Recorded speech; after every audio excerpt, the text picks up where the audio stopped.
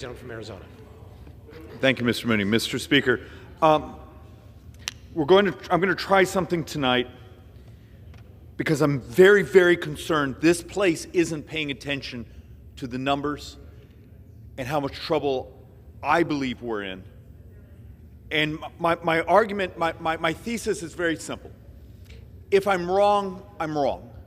But if I'm right and this place didn't prepare because of the numbers we're seeing, the damage to people, the damage to economics, the damage to the country, the damage to just our future, we're not taking it seriously enough on how the numbers are eroding and how fast the numbers are eroding around us economically. Now, originally this was going to be a 1-hour presentation. I now look like I have 22 minutes because of the tyranny of the clock. So I will try not to go too fast, and I promise I'll dispose of some of the boards. And as always, wave at me if I start rambling at high rates of speed. This is our baseline. The problem is this chart is now 1.5 years old, and the numbers are much worse. The reality, 29 years from now, CBO, this isn't some off group, this is our Congressional Budget Office, functionally says we have 112 trillion. My back of the napkin now says 120 trillion of publicly borrowed debt in today's dollars, not inflated dollars. Functionally, 75% of that debt is Medicare. 25% is Social Security. The rest of the budget is in balance. Well, what happens to Medicare particularly when you start having inflation like we do? And I represent a district that's had over 11% inflation. I represent the district with the highest inflation in America.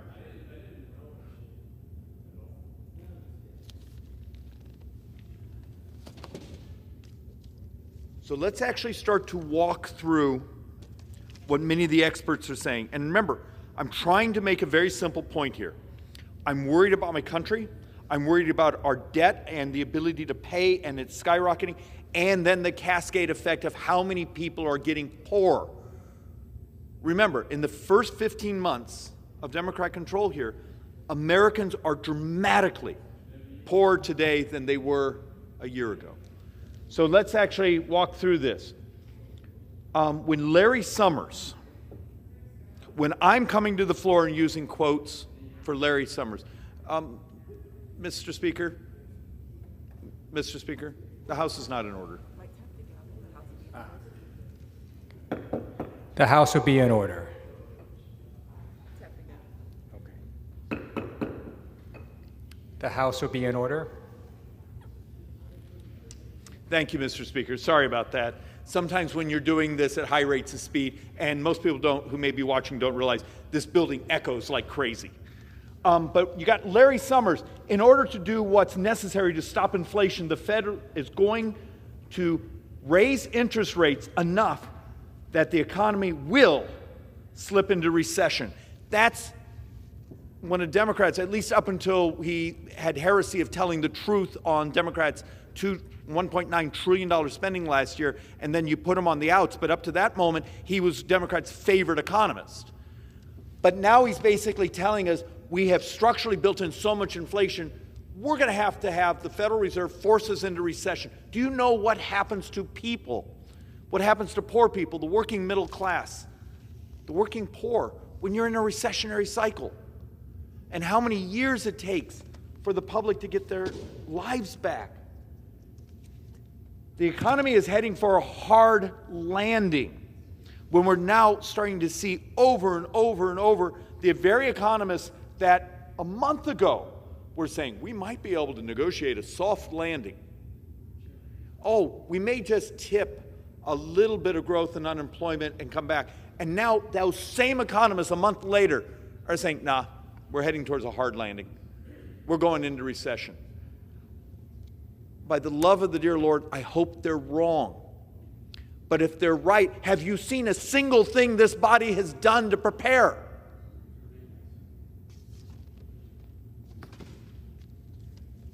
The U.S. economy is heading for a hard landing. And this one is important, and we've got to understand.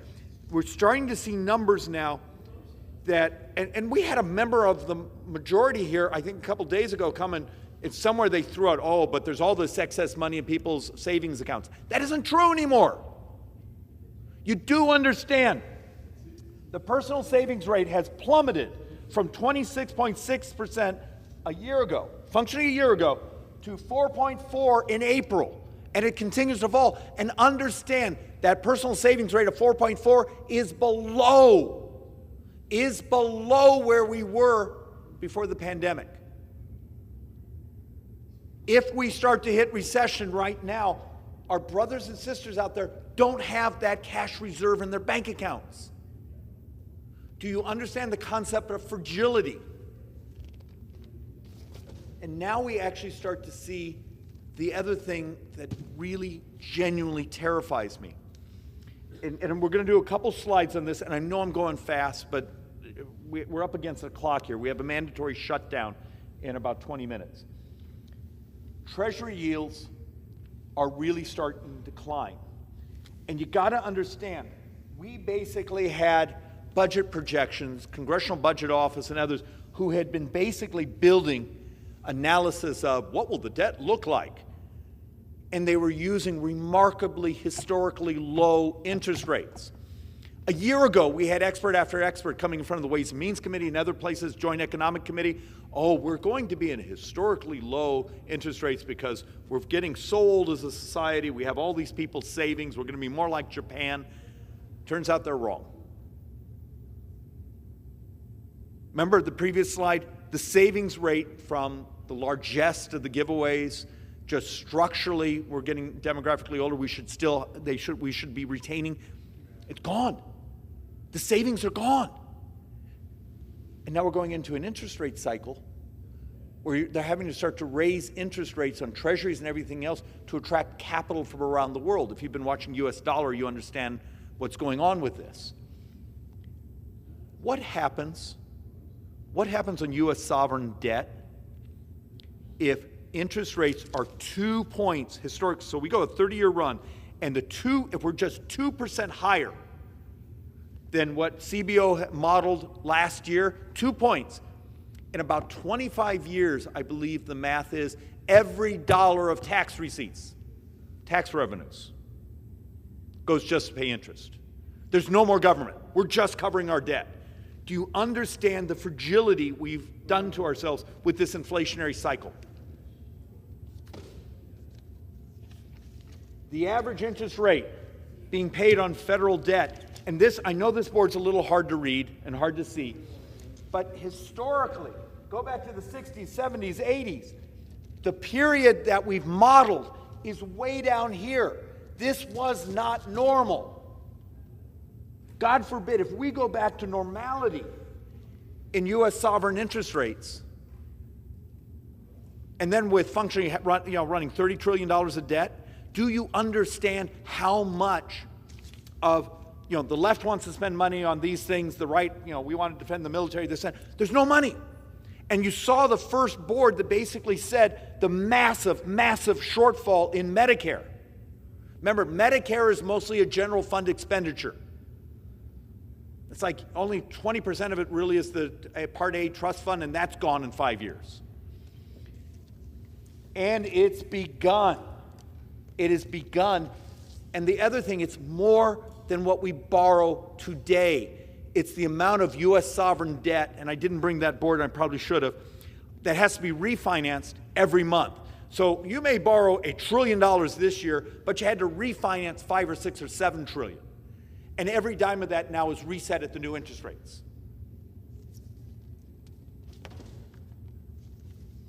And the higher interest cost, and I'm going to do a couple variations of this, but this is functionally nine budget years from now. If it's going where we think it's going, publicly held debt, you're now in the 126% of GDP. And most of this movement here, when you start to see this movement, it's the financing costs. It is the financing costs of this government, because the real explosion of our demographic spending, the fact that in 7 years, 22% of our country is 65 and older. That explosion of the baby boomers cost really starts it's already begun, but that curve really starts to take off at the end of the decade. At the very time, we're already pushing 126% of debt to GDP. Does anyone understand the level of fragility? And it's this inflationary cycle. Democrats did something horrible March last year. They didn't listen to their own economists because they were so busy living in this fantasy world of free money, give it away, people will love us, don't require them to participate in the economy, and now we're paying the price. And if you're trying to save for retirement, if you're a young couple and trying to get ready to buy your first house, there's a technical term for it in the economics. You're screwed. Because every single day that savings you have is worth less. If you are a saver, your savings today is functionally about 7% less valuable than it was a year ago. I mean, those of you who intend to retire one day, have you actually started to think about that the value of the savings you had, if you put it in safe things like bonds or savings accounts, is substantially less valuable today. Its purchasing power is less today than it was a year ago. If this continues for a couple years, do you understand how many more years you really need to work? Do you understand how much more savings you have to have? Do you have understanding how much you're going to have to help your kids buy that first house? This is not a game.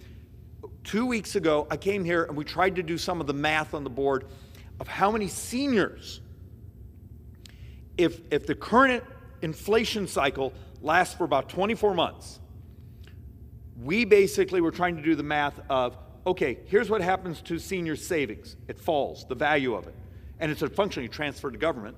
What happens to the COLA? Well, the COLA net and Social Security never gets close to keeping up to the actual inflation rate because of the lag problem. And that 20% copay you have on your health care, and if health care inflation is almost double the CPI rate, and you got to pay that 20%, we were looking at math that said you could potentially double the number of seniors in poverty in a decade. Has anyone here actually wanted to dig into that math and started to understand this is not a game? You know, I know there's a desperate attempt of the administration and my Democrat colleagues, this is inflation because of a war in Ukraine. This is greedy oil companies. No, it's not. You believed in modern monetary policy and it blew up. Remember, much of this inflation was structurally built in before the war in Ukraine. And you see it in these sorts of numbers.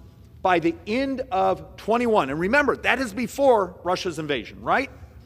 Credit card debt climbed to 856 billion.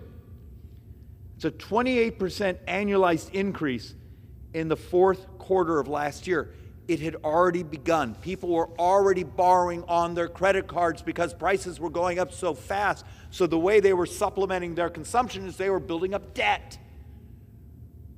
So I showed you the board before. Savings rates have collapsed. We're now seeing credit card debt explode.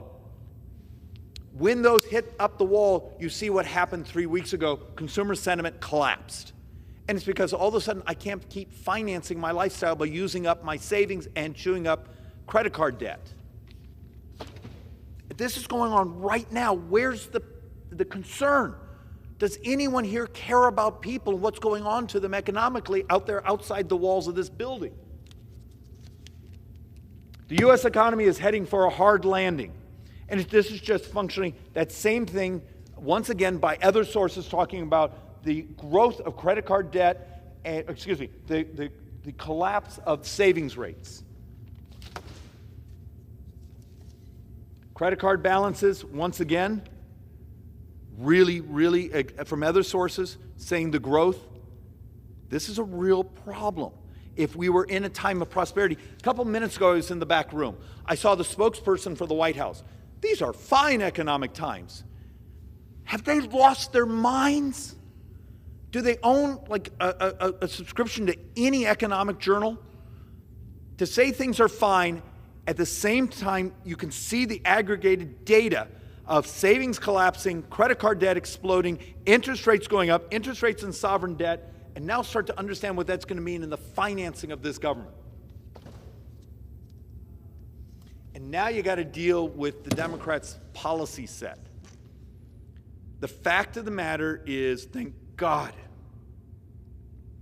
the Senate, and it's a couple Democrats that actually may have saved the country, it's hard to say that, by stopping the Build Back Better and the just stunning amount of debt the left wanted to build on. When you start seeing numbers saying that if the Democrats' package had passed, we functionally would have gone from about 17 trillion of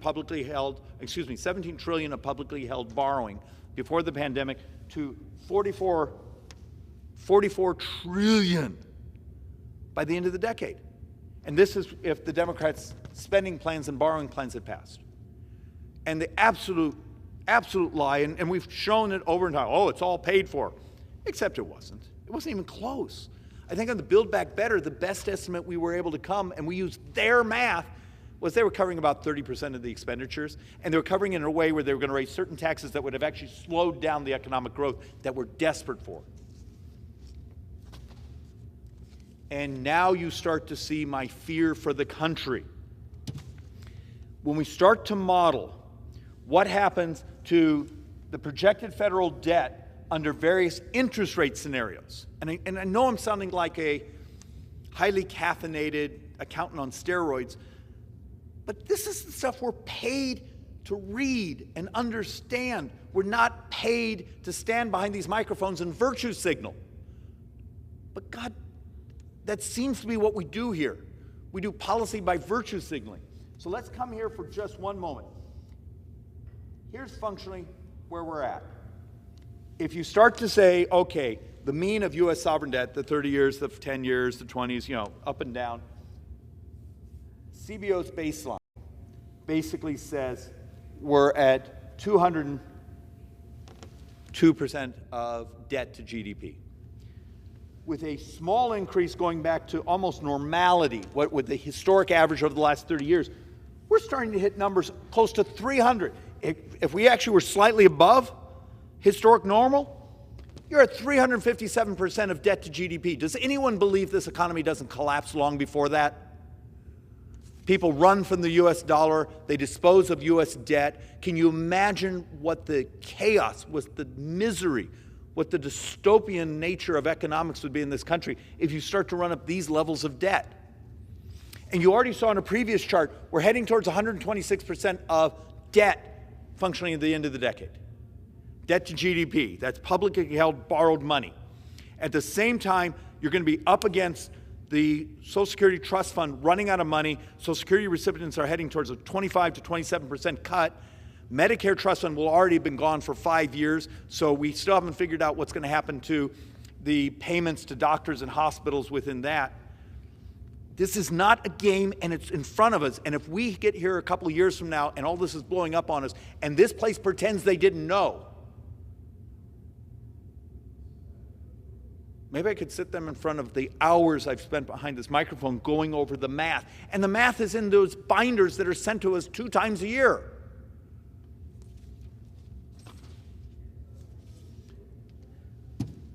And here's one of the things that truly terrifies me, is you start to get into the new interest rate scenarios. And this isn't long term. This is basically, we start to think of what mean interest rates mean, and you start to add in just a 2% change, and that 2%, and this is within the current 10-year window, you start to basically add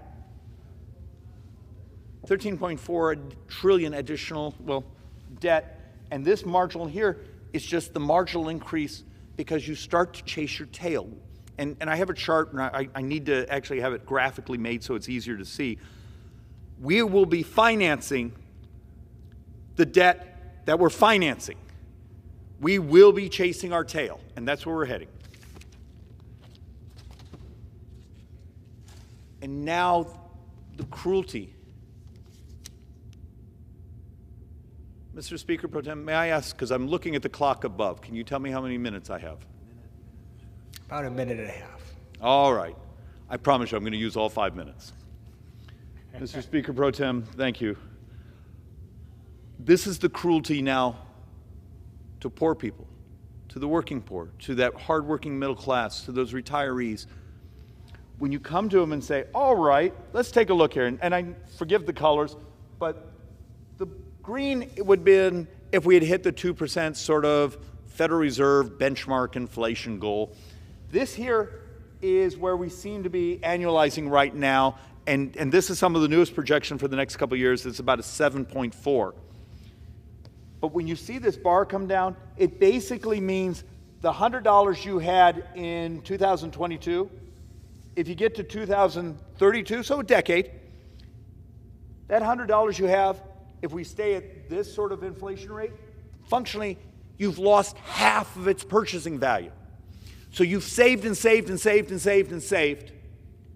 And if you start running, if the current interest or current inflation environment were to hang around for a decade, at the end of that decade, half the value's gone. You've lost half of your savings. This is what's going on. What if it's just for 2 years? You start just doing it for 2 years, and you start to realize you've lost almost a quarter. And then you compound that out to you want to retire one day. You want to finance your kid's school. You want to do these things. Do you understand how the difference of your earning power has to change just to make up for the loss of the value? And I represent a community that's going through 11% interest or 11% inflation rates. And then the last one, in the last, how many seconds I have?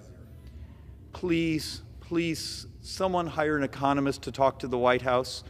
A gas tax holiday, I mean, you can hear the economists rolling on their backs laughing right now. The gentleman's time is expired.